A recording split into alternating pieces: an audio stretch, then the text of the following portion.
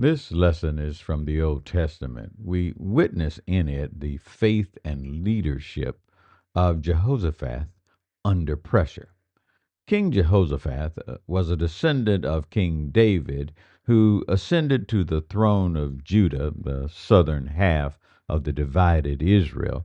Well, he ascended to that throne with a heart committed to the Lord. King Jehoshaphat continued the reforms initiated by his father Asa, eliminating idolatrous practices and promoting the knowledge of God's law among the people. But Jehoshaphat faced a formidable challenge when three nearby nations, Moab, Ammon, and Edom, formed a confederacy to invade Judah. Amid this crisis, Jehoshaphat's response is both instructive and inspiring. Instead of relying solely on military might or political prowess, Jehoshaphat turns to prayer and fasting. He puts God first, acknowledging his own helplessness and seeking divine guidance. Imagine the weight of Jehoshaphat's shoulders as the news of an impending invasion reaches him. He could have chosen to panic or rely on his army, but he chose a different path, a path of humility and dependency on God.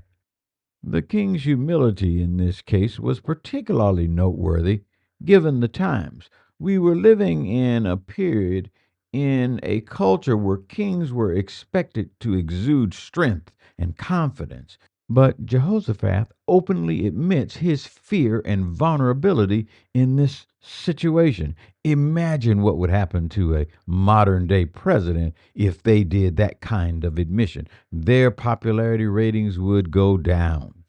The king gathers the nation for a prayer meeting, publicly acknowledging his reliance on God in the face of the impending danger. As the people assemble for prayer, a prophet rises up among them. This prophet delivers a message of assurance and encouragement from God. Jehoshaphat, demonstrating further humility, accepts this message without reservation, acknowledging the prophet as a vessel through which God speaks.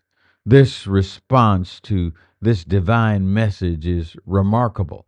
The people recognize the sovereignty of God and fall down in worship and then rise up singing God's praises. It is essential to grasp the significance of their action. They were not armed for battle, but they were armed with songs of praises. This act of faith, this obedient response to God's words becomes a powerful lesson for us today. Jehoshaphat's resilience and reliance on God teaches us that prayer is not a last resort, but a first response in our daily challenges, whether personal or collective.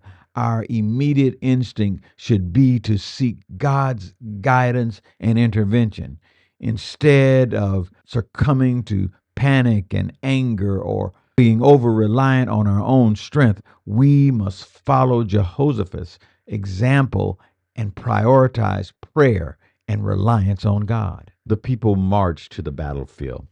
Prognosticators would predict that their demise was imminent. Worldly odds were, after all, against them. But armed with faith and praise, they illustrate the important relationship between reliance on God and obedience to His Word. Their faith was not passive, it was active, demonstrated by their willingness to march into battle based upon a promise from God. This mirrors the essence of our salvation, where God saves us and we lean into that by our joyful obedience to His Word. As we face the challenges of our time, let us learn from Jehoshaphat's unwavering trust in God. Like him, let us put prayer first, acknowledging our dependence on the Almighty.